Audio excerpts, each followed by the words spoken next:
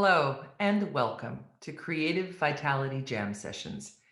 Here we have intimate conversations with extraordinary dance and theater artists about reimagining creativity and supporting and building community. CVJS and I walk as allies and in solidarity for equality, justice, and respect. Black Lives Matter, Asian Lives Matter, stop all hate. Let's just come together as us. I'm Helen Pickett, and today's guest is Jennifer Archibald, freelance choreographer and resident choreographer for Cincinnati Ballet. This will be the first time that Jennifer and I sit down and chat. Welcome, Jennifer. Hi, thank you for having me. Oh, it's my pleasure. I'm so happy always to connect with another female choreographer. So it's my pleasure. So the first question I ask everybody, what part of the world are you in? I'm in Brooklyn, New York City. Ah, I lived there 20 years. What part of Brooklyn? I'm in Bed-Stuy. Oh, beautiful. Wow. Well, huge hug all around. It's a great borough. I loved living in Brooklyn. So Jennifer, I want to start right in. And I want to start with Arch Dance Company, for which you are the founder and artistic director. So a plethora of questions as to that, but there are many more. So I'm just going to start with how, when, where, and then concerning perception, and then we'll go on. Okay. Well, I wanted to always choreograph. So when I first moved to New York City, I was accepted to the Ailey School. So I basically started to choreograph as soon as I got there. And there was a lot of different opportunities to choreograph at the school, but then also choreographic showcases around New York City definitely was a platform for me to show my work and get more exposure. So I was also teaching while I was going to school, which was now Gibney, but formerly the Dance Space Center years ago, and then it changed into Dance New Amsterdam. So casting from my contemporary classes and my hip hop classes, and using students from the Ailey School, I was able to put a group of 9 dancers. I say 9 because that's a lot for a student, right? For these dancers to follow me around New York City and show work. And that's kind of what got the ball rolling and started to build momentum. I basically sent videos and reels out to almost every choreographic showcase in Manhattan and got myself on these different bills. And that was basically how I developed Arch Dance Company. And just in general, the more showcases you're in, you get more referrals to be in more, and along with teaching and academia, we just started putting gigs together and trying to make it happen. I always felt like Arch Dance Company was an outlet for me to really experiment, in the sense of trying to figure out how I could fuse contemporary and hip hop. And at the beginning, I had hip hop dancers only, and then I had classically trained dancers. And I remember getting a review saying that, and for the New York Times, it said when I was super young at the beginning, that the two, like, it just wasn't seamless. And I knew that because the dancers they both weren't versatile. Like, when you have separate aesthetics on stage. So that was definitely a motivation of trying to figure out how I'm going to create a pedagogy when I teach, and then try to get my work as seamless as possible. So it's definitely been a journey for me artistically to figure out how to make this as seamless as possible. But it also helps when, you know, now you're dealing with a new generation of dancers that are trained, that are much more versatile than they used to be. So as years have gone by, you know, you're able to have a dancer in the room that has a beautiful line, and then who can hit those different dynamics that you want of the hip hop, and your work begins to change, and your work becomes more seamless. So it was definitely an interesting journey, just artistically and watching your craft evolve. It sounds beautiful. It sounds, yeah. So it sounds like so many under the umbrella of so many things of what I say also to younger people. If you need to do something, you will find a way, and you needed to choreograph. Oh yeah, Yeah. yeah. And you found the way. You collect, and there is charisma involved in collecting 9 people. That is a lot of people for a student. You know, you had the charisma and the belief, because that's it, isn't it? It's also faith and convincing others of, you know, let's do this. This is going to be, you know, you want to perform, I want to choreograph, let's do this. Were you in the Ailey Fordham program? Was that what was that? No, I was specifically in the certificate program, and at that time, I think it was in its second or third year of Fordham development. Okay. So we were all in the same classes together. You know, it was they were trying to figure out what they were doing academically and curriculum wise, and you know, I was in the mix with all these amazing. What year that was? Do not know, but it was years ago. It was a long time ago. Yeah. Well, because I also taught, you know, when the inception under Miss Jefferson, I was also there in the inception of all of that as well, teaching Forsyth improvisation modalities. Oh, and I wow. remember those days. And so it must have been the early 2000s. Yes. Yeah. Yeah. Oh, yeah. very cool. So maybe we even it is possible. In the night. Absolutely. Yeah. Awesome. So along the same lines, so you started with 9 people. It was important because you needed to choreograph. We covered that. So besides the dancers, besides the dancers, did you have any other creative team or like any other team in place, or was it all on you? No, it was all on me. Wow. Yeah, I did everything. I had mentors and producers say, you might need to think about getting an agent, or you might want to think, you know, as you get those bigger gigs and those bigger theaters, like once you start like moving out of the black box theater world and you're starting to go into these different venues, and the grants are getting bigger. It's interesting. I was told to possibly get an agent or have a company manager and things like that. And I mean, yes, they're needed. I don't want to say useful. They're needed. I just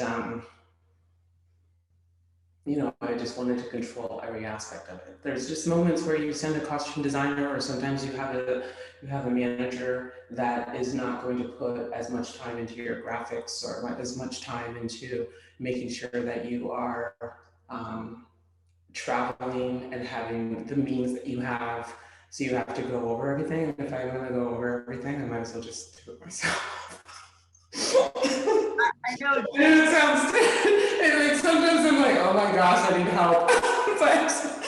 but yeah, I gotta make sure that I gotta make sure everything is under control. I understand it. I do. Yeah. I understand it very well. I'm similar. Yeah, I get it. So, and then Arch Core 40. What is that? Is that is that part of Arch Dance? It sounds like it. No, well, I mean, I have some of the dancers that work with me in New York City teach at Arch Core 40, and essentially Arch Core 40 is a summer intensive that I just do 1 week for a year, and I do it annually. And it's I found that when I was teaching in New York at a lot of the freelance schools, I found that these dancers that were moving to New York would come into my classes and throw their bag on the floor and kind of be upset that they didn't get to the end of the audition, or they'd be the last 10 and they just weren't landing it, and or they weren't booking it. And you know, I have that personality where I'll just put everything on the table and just not kind of, no, there's no BS about how I deliver things, really. And I'm like, well, is that what you wore? Or did you take ballet before you showed up? Or did you do this? Or did you do that? And did you really read what that choreographer was looking for? And I think some of those things are not addressed in academia because a lot of the, just because of politics and rules and sensitivity and personalities, and because I am not full-time at an academia, in an academic institution, I don't have those rules. So I can sit there outside of the studio and say, listen, that's not a good look for you, you know? And that I found that I was doing a lot of mentoring on that capacity for a long time. And I was like, you know what? I'm doing these residencies at universities. I'll just tell them, if you want to do this, I'll pick 40 of you. You show up here and we are going to go through the nitty gritty, the do's and don'ts, and let's see if you kind of have all of your stuff together. Portfolio wise, how you present yourself, how you speak, and also dance. And then we do these surprise auditions. So one day you will get a phone call and say you'll have to audition for Ailey 2, or you have to audition for Ballet Hispanico. And they're just kind of like, they're kind of stunned because it's like, no, we're gonna, nope, get up, let's go, grab your bag. This is what's happening at 4. So I ended up taking class from 9 to 5 and just taking all these different combos and not really knowing what to do with it. Yeah.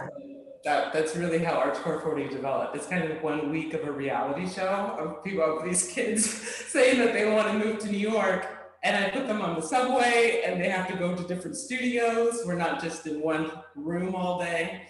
And I'm like, you said you wanted to dance, so you ready? Yeah, brilliant. Again, covers so many things also of what I've said through the years, and also one of my favorite, what I started saying in 2010, because you know, you have those moments of frustration where you really feel like there's a moment where you're like, something has to crack open a bit for me to push, you know, go into these different versions of what art is for me, right? What that means. And this go-to phrase was, take the excuses away. Mm-hmm. And then I was like, right, so how do I do that? And I realized that been, you know, it was a big part of my artistic life since very, very young. But then, you know, you keep having to up your game. Yes. And that's also about booking that job. Yes. You might know X, Y, and Z as a student, great. But company life, you think you work hard as a student? Oh my. Yeah, it's like, it's always about upping your game, because the game is always being upped. Yes. Right? It's so, wow. Yeah. So everybody, try to go to Archcore 40. It sounds like it would be an amazing experience. Will it happen this summer? I'm still trying to figure out what location will allow for 40. You know, I'm seeing some summer intensives that are happening on the down low. I'm not sure. I don't want to get anyone sick, so I didn't re-audition this year. So what I did was I'm just keeping 20, and I really have to figure out what to do. The experience virtual is just not the same, and that, you know, that's a whole other conversation to have. But essentially, you know, getting the experience of finding yourself in the subway and being under, you know, being under pressure to get to an audition quickly. You have to know how to read a map. You have to know how to navigate through the subway system. That experience of Archcore 40 is a huge part of the program. So that's why I'm not really super excited about the whole virtual situation. Yeah. You know, the amended version will also give them something. Mm-hmm. So yeah, anyhow. And now another branch of your choreography. You have this beautiful company that you is a home, but your second home is Cincinnati Ballet. You're the new resident choreographer, and I might add, the first female in its 40-year history. Congratulations. You know, I forgot to say in my intro that this is a month that we're celebrating women, but I also think every month I'm celebrating women. So, you know, I refuse to take the months, you know, let's just celebrate all the time. So, you know, I think it feels like you have two home companies. That's my imagination. Please explain how and if these two homes might feed each other. I'm sure there are avenues. And if you choose to keep them, and if not, why would you choose to keep them separated? And are your processes shaped differently for each home? Some of these are kind of like, yeah, of course questions, but I still want to hear you talk about it. No, I definitely keep them very separate. I think just choreographing, and when I choreograph, I describe it as painting. So I do everything on the spot. So whether whether I'm working with ballet dancers or my contemporary hip hop dancers, it's the same process. I would say that a lot of times I just wanted to create work that was true to the aesthetic and true to my choreographic voice. So when I feel like I do that more with Arch Dance Company than I would do with Cincinnati Ballet. And that only is because of the dancer that is in front of me in regards to what they're able to do and aesthetically and how they're trained, and they just speak different movement, you know. I do feel that, you know, that's a statement that has its own thesis in the sense of how do you really want your work to look like? Like, what is it? What exactly are you trying to achieve on stage?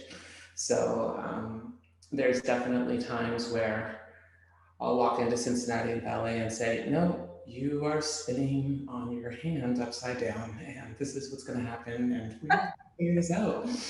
And I love that you can do 5 pirouettes, but no, we're going to do this. So pushing these ballet dancers into, you know, just a different aesthetics and opening their eyes to different ways of moving is exciting.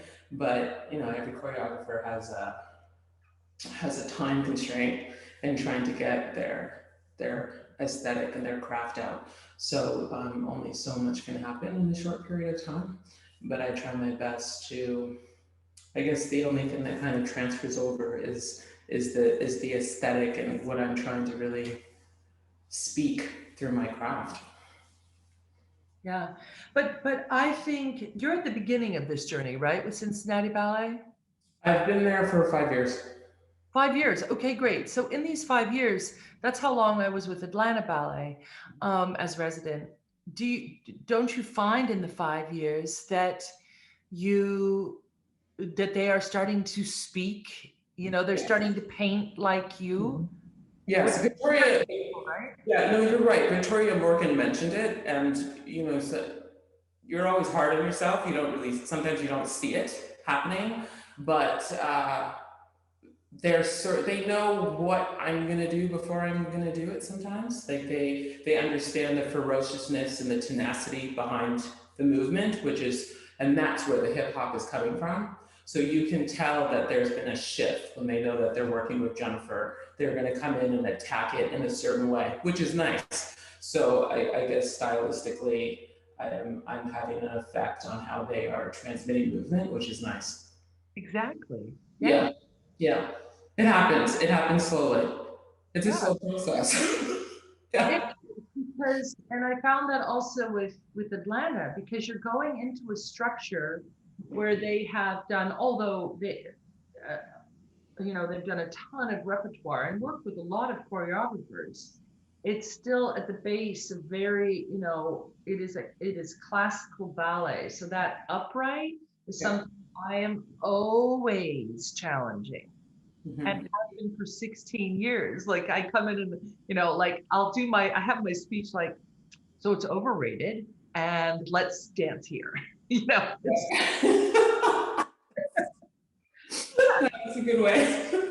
yeah, because it's really what's, you know, also my roots with Forsyth, it's really is your dancing is a state of negotiation.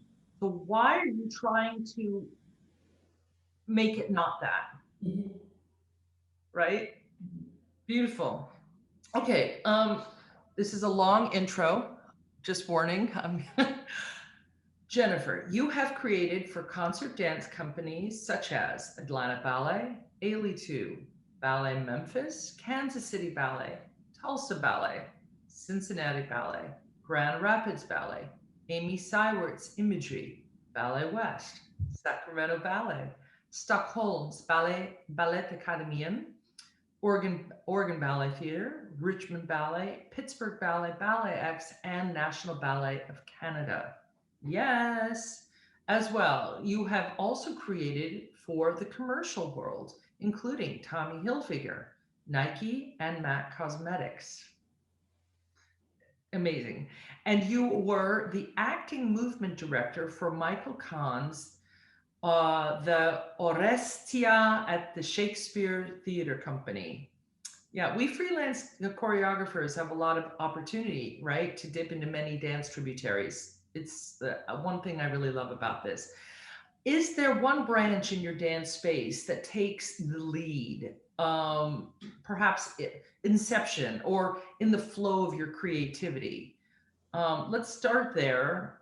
Oh, I see. And then in terms of concert dance, commercial dance, and movement directing, that's where that question is tied into. And is there an avenue you want to investigate more deeply, and why would that be? Oh, wow. Okay. So there's a lot in there. I would say how I tie all of those different trajectories together, I would say after I graduated from Ballet, I went to acting school, and understanding how to prepare yourself emotionally off stage before you go on stage was a huge skill that I use across all genres of gigs and choreography and aesthetics. So to be emotionally full conceptually is something that I am able to tap into and is necessary for me to create work that I'm emotionally attached to. So I'll say that if I'm not emotionally attached to something, it just doesn't go well. Doesn't matter what I'm doing, and so I'll say that's part of that answer. In regards to just something that I've always wanted to tap into, I love fashion, and I love installations like watching Alexandra Mcqueen and Oscar de la Renta and just Helmut Lang, all these different visionaries through fashion have had a huge effect on me since I was a little girl. And I really have always wanted to start choreographing or to being a creative director on sets of a fashion show, or being a part of, I don't know, whatever art installation or marketing team that has a lot of fashion in it. That's something that I've always wanted to tap into. So that's the only thing where I'm like, maybe I need an agent to be in that world, because I'm just not in that world.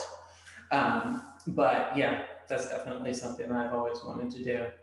You know, Broadway was never, I wanted to do, like, Shakespeare spoke to me more than Broadway.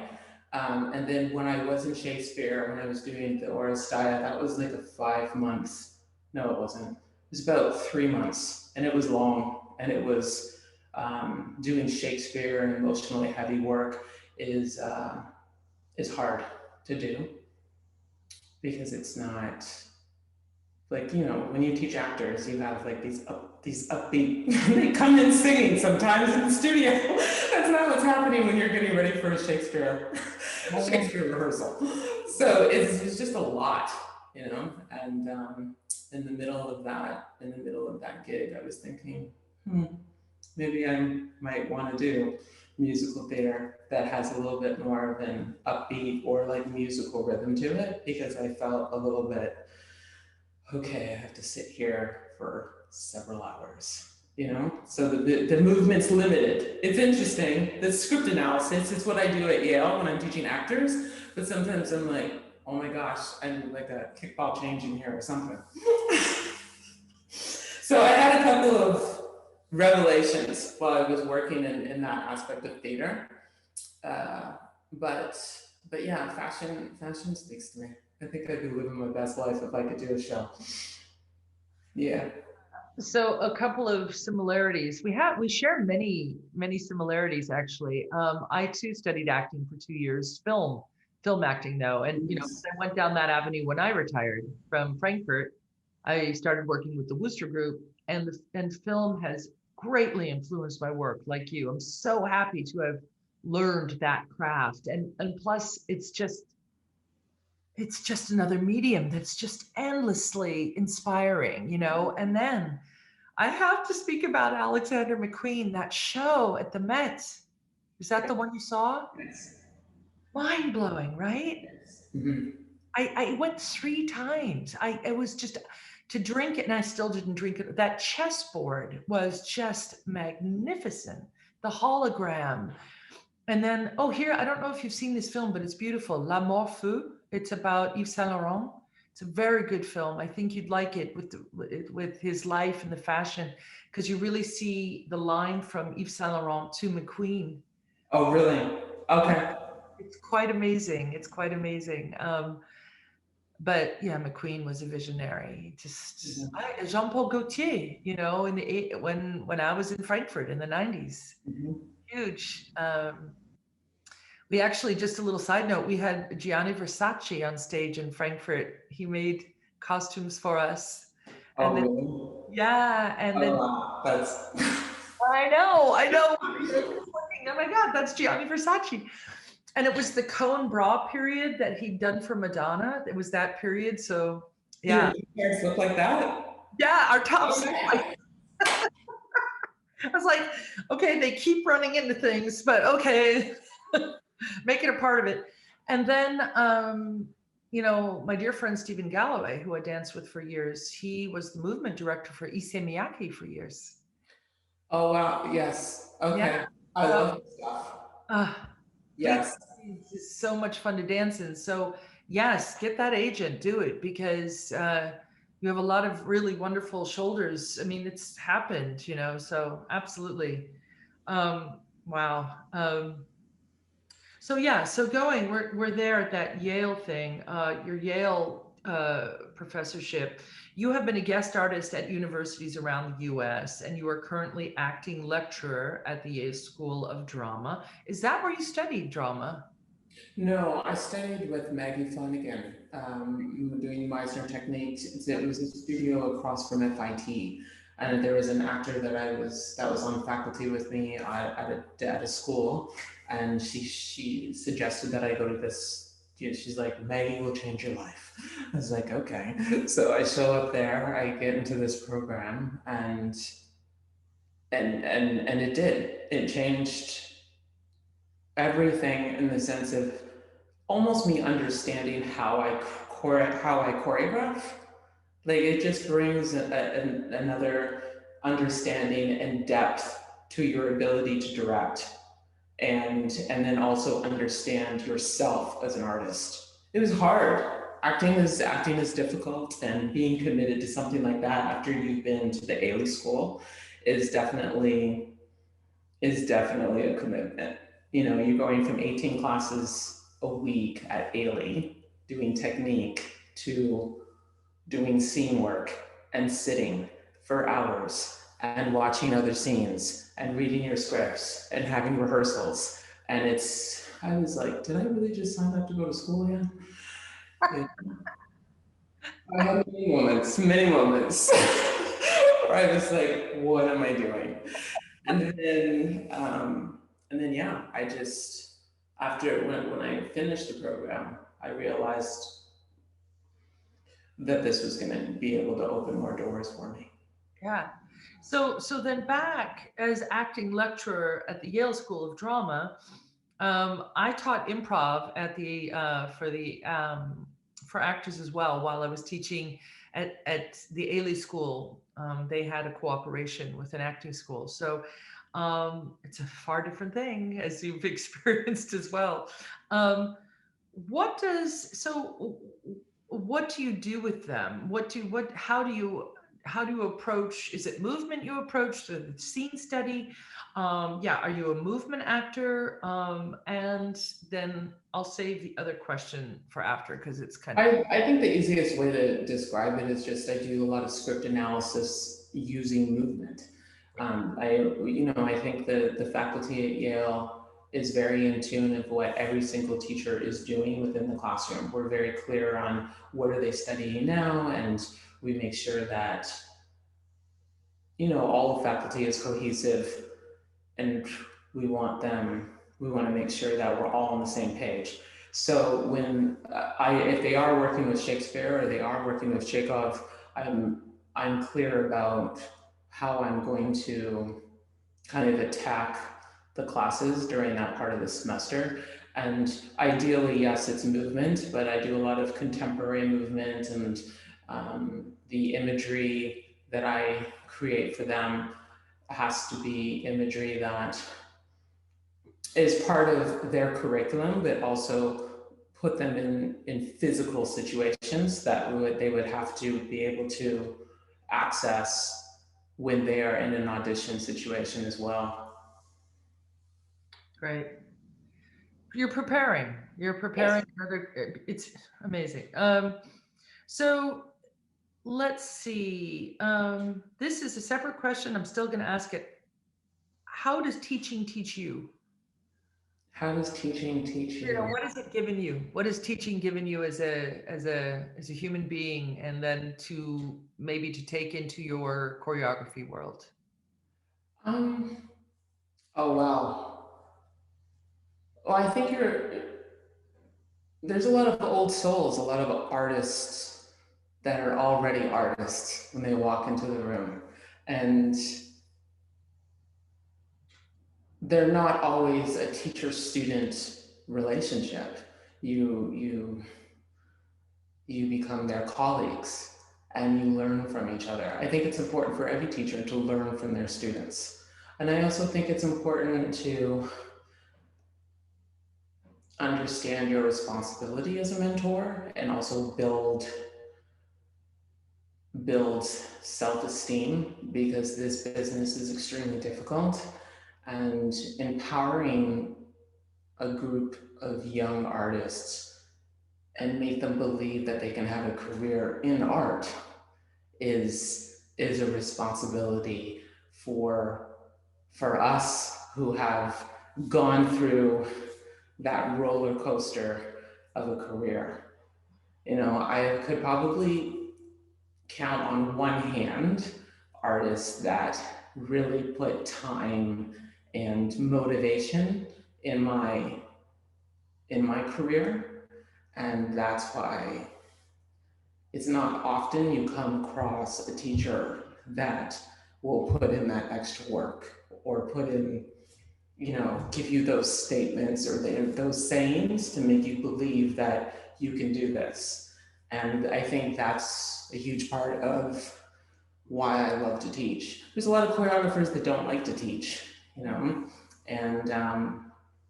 for me, it also is able to help me paint and continue to, tap into how I just build my vocabulary of movement.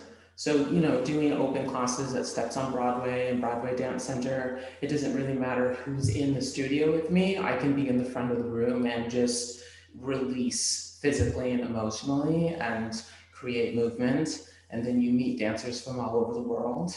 And then when I'm doing, when I'm working in academia, you know those dancers that have had a rough first year or second year, like you see it immediately. And making them understand that if you can get through these first 3 or 4 years, your ability to create art still has to be alive in you, because it can get draining. There's a lot of dancers that leave these conservatories and they don't want to dance anymore. And that's disappointing, especially when you showed up on your first day loving dance. So there's something that has happened within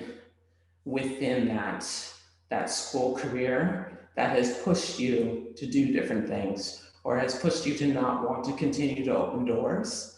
And that is something that if there's anything that I can do to make sure that they can still believe in themselves, I will do it.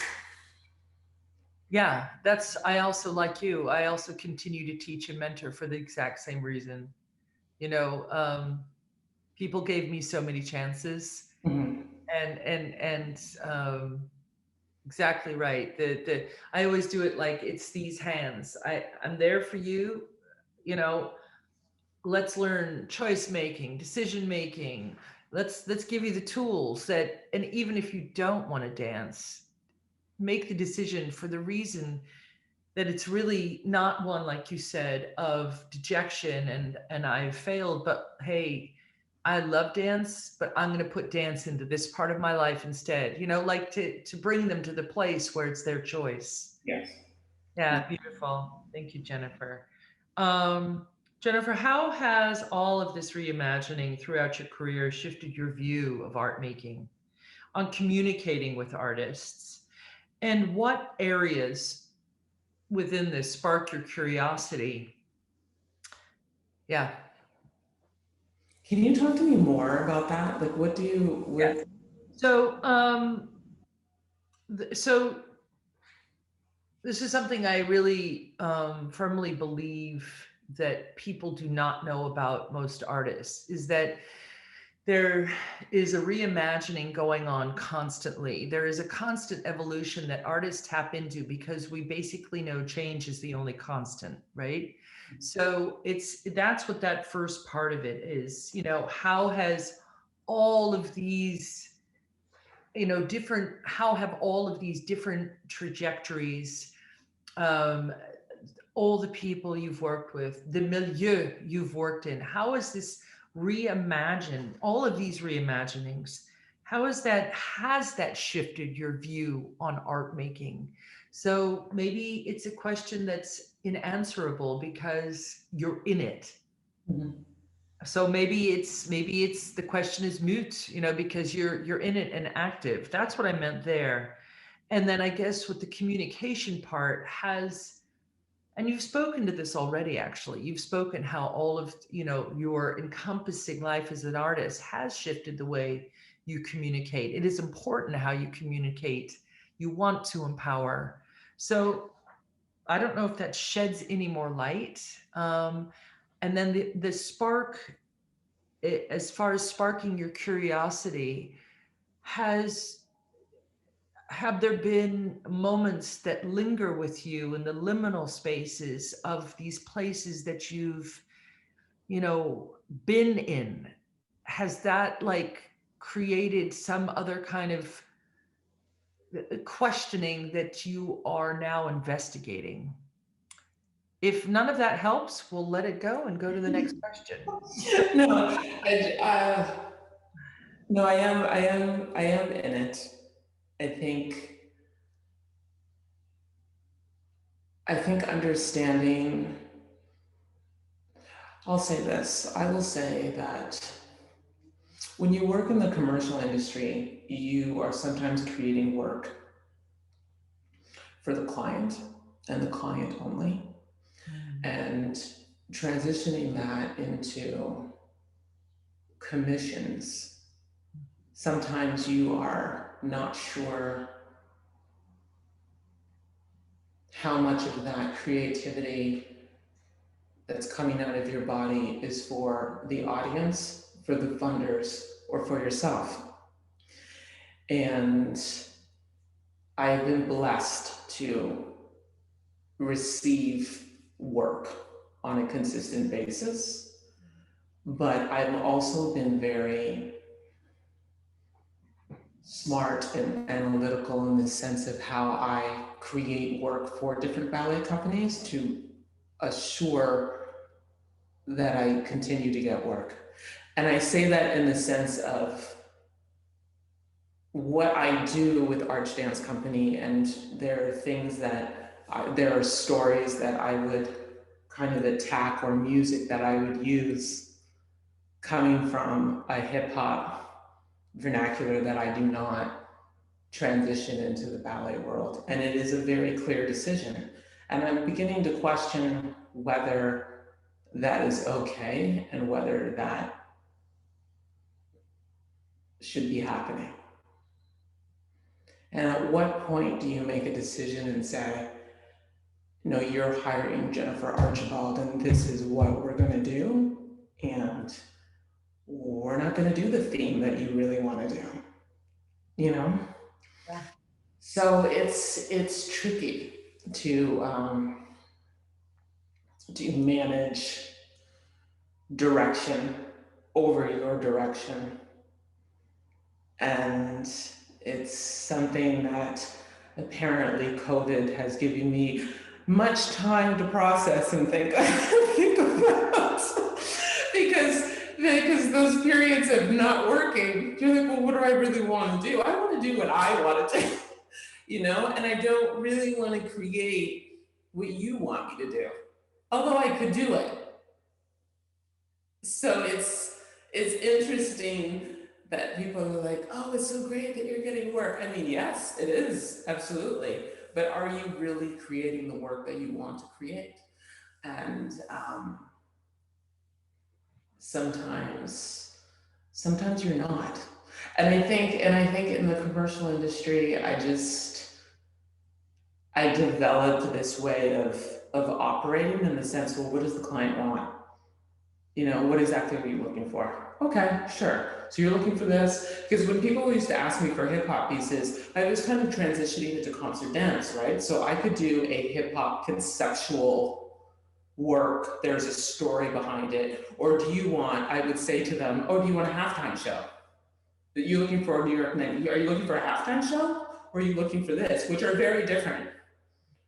And that is, I would sit in front of artistic directors of ballet companies, and that has come out of my mouth sometimes. And I remember one responding, there was an artistic director that responded saying, "Oh, you're going to get a lot of work if that's how if it's that simple." And I just remember that response. And at the beginning of my career, what does that mean? And now I know what that means. So if I'm not challenging the people who are booking me, then at what point are you really creating the work that you want to create? So that's my response to that. Yeah, and sorry, go ahead. No, go ahead. Well, yeah, again, I say the path, there has been evolution, obviously, right? Because that's where you're coming to. You're coming to the fact that the identity that you create is what you want to do. And it's very funny, COVID has given me that too. I've made 11 films. No director has told me what to do. I have been solely in charge of what I wanted to do with these. And it's magnificent. And I will tell you, after 16 years, I've had many times directors say to me, because Pedal is like, I call it the college fund ballet. It's been sold 10 times. It's right. And I've had directors say to me, why don't you just do more ballets like Pedal? And I say, well, because I don't want to repeat myself. I'm like you, I'm in the moment. And if there's a concept that's come to me, I want to root it out, dig in, especially if it's hard, and figure out the puzzle. And I want to do something new. I want to keep growing. I don't want to fit into your framework. Right. You know, so bravo. And I think the more of us that do that, you know, then we're going to really start shifting. And I'm talking about the concert ballet dance world that you find yourself now in, also with Cincinnati Ballet and many of the companies that I named, right? Yeah. That's how we shift the paradigm, right? Right. That's how we shift the paradigm. Yes. So that the audiences aren't seeing the same work always. Exactly. Yeah. And again, what is that? It's education, it's example. Mhm. And it's again strength in numbers. It's great to talk all these conversations. So many of us are on this path, and let's get together. Let's, you know what I mean? It's beautiful. Yes, yes, yes. Same three questions I ask everybody now. Yeah. Can you share a favorite impactful memory? I know I always say this. I know there's more than one. Something spontaneous that comes to you now from your creative life. Something spontaneous. Well, yeah, something that comes up that just, wells up in you, of a favorite or impactful moment from your creative life.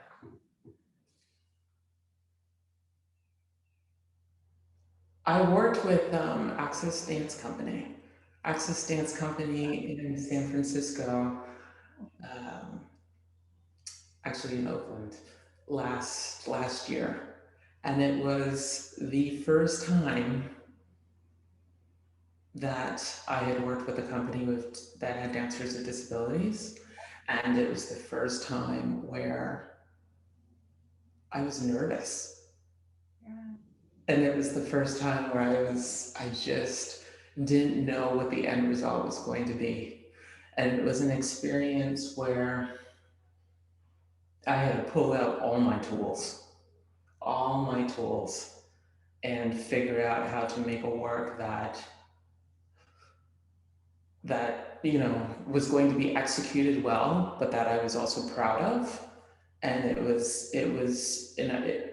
artistic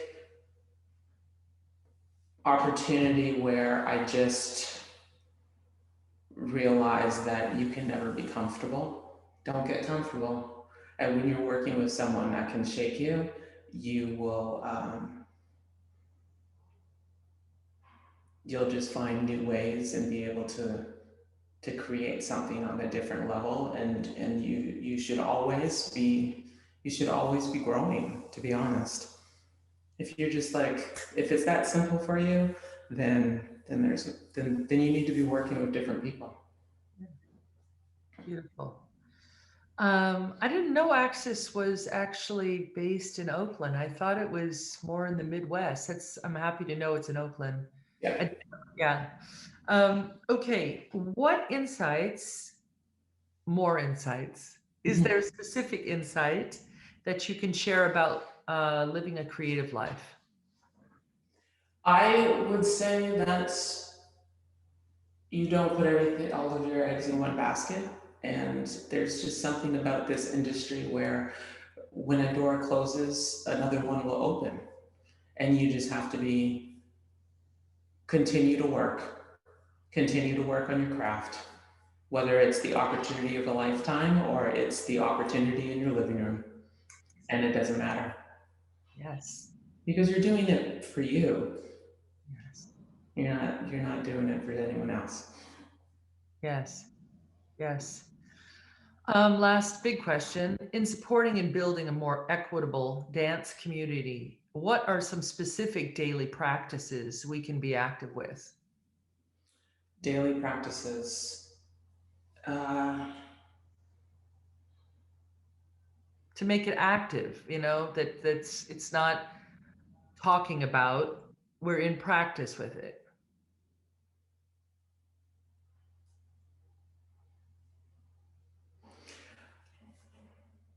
To be honest, I think it's something that I find we don't help each other enough in this industry. So we get our gigs and we put it in our calendar and we move on, and I think shooting out an email or just increasing the conversation or letting people know that maybe you should ask this person or that person, and building building artistic teams and not just kind of being told who your artistic team is going to be. You know, you got to take the reins and start